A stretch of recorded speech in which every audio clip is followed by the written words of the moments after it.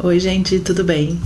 Pra quem não me conhece, meu nome é Alice Gandolfo e por muito tempo eu tive um blog que se chama Dicas da Guria, no qual eu postava looks diários com várias dicas de onde comprar roupas mais acessíveis em San Diego, na Califórnia, que era onde eu morava. E depois eu até voltei pro Brasil, continuei postando vários looks, comecei em eventos, né, que eu era convidada. Só que eu tive que parar por motivos pessoais e porque eu tinha um outro trabalho que me exigia muito e eu não conseguia mais me dedicar. Só que eu sempre fiquei com aquela vontade de voltar e postar mais dicas do que quer que seja. E eu acho que eu tenho uma experiência super legal que foi de ter morado nos Estados Unidos por mais de 10 anos. E eu resolvi vir aqui compartilhar um pouco com vocês uma história que eu vejo que gera bastante opinião, as pessoas têm muito o que dizer. E como aconteceu comigo e acontece até hoje, eu resolvi vir aqui compartilhar. Então, espero que vocês gostem e eu vou fazer um resumão, tá, do que é ter um filho bilíngue. Que no meu caso, meu filho, ele fala inglês e ele fala português, tá? Ele nasceu nos Estados Unidos e hoje a gente tá morando no Brasil. E o que aconteceu nesse tempo, né? Quando ele era pequenininho, quando ele era nenezinho, eu sempre falei com ele em português e o pai dele falava com ele em inglês.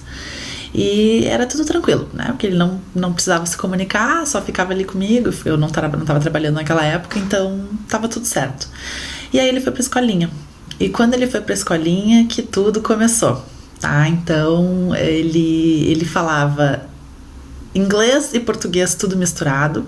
Ele ainda estava aprendendo as duas línguas, então vocês imaginem uma criança pequenininha falando um idioma.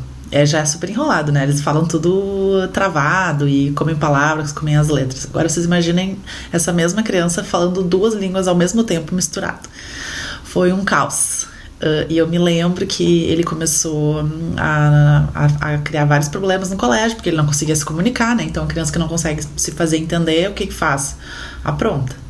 E aí, com isso, eu e o pai dele éramos chamados toda hora no colégio, porque ele não estava conseguindo se comportar, ele não seguia as regras, mas aí eu tinha que explicar toda hora pra diretora, né? Que, por favor, tentem entender, ele tá falando duas línguas, ele tá aprendendo, obviamente ele precisa se comunicar de alguma forma, e o jeito que ele tá se fazendo entender é chamando atenção. E foi bem chato nessa época, assim. Eu me lembro que a gente pensou em desistir de falar com ele em português porque estava prejudicando. E aí eu me lembro que nós fomos no pediatra fazer uma consulta normal, rotineira, e eu comentei com ela esse fato que estava me incomodando, que ele não estava conseguindo se expressar e que a gente ia falar só inglês com ele. E a pediatra lá nos Estados Unidos falou para nós: não, continuem falando português, que ele vai eventualmente um dia fazer essa diferenciação no cérebro. E ele vai entender, uma hora é português e uma hora é inglês. E eu lembro que depois a gente até foi pra casa e eu fiquei meio, não sei, né, será? Porque ele tava tendo muito problema mesmo no colégio. E no fim a gente decidiu continuar. Então eu continuei falando português com ele em casa e o pai dele falava inglês e ele ia no colégio falava inglês. Nesse ele era pequenininho, ele tinha uns 2, 3 aninhos. Bom, eu sei que eu volta e meia voltava pro Brasil, porque eu ia visitar a família, e ele sempre vinha comigo, né? Porque enquanto ele não entrava na primeira série, ele podia ficar saindo do colégio sem problema. Então, vocês imaginam, quando ele pegava o inglês, coitado, eu trazia ele pro Brasil, e aí ele tinha que falar português. Aí ele começava a pegar o português, aí ele esquecia o inglês e voltava pros Estados Unidos, aí tinha que falar inglês de novo. E isso foi até ele ter uns 5, 6 anos de idade, essa mistureba, e era bem chato, era bem complicado, porque ele falava super misturado, ninguém entendia, só eu entendia, porque diz que mãe entende tudo, né? Mas mesmo assim foi muito bom, tá? Assim, a minha dica que eu posso dar é: não desistam, tá? Hoje o meu filho fala fluente inglês e fala fluente português. Demorou pra ele fazer essa diferenciação, demorou. Mas agora que ele faz, eu vejo que até ele se sente super orgulhoso, ele ajuda as pessoas. A gente foi agora também de férias para os Estados Unidos de novo e a minha mãe, que não fala nada, foi junto, e ele ficava falando por ela, assim, ajudando ela, traduzindo.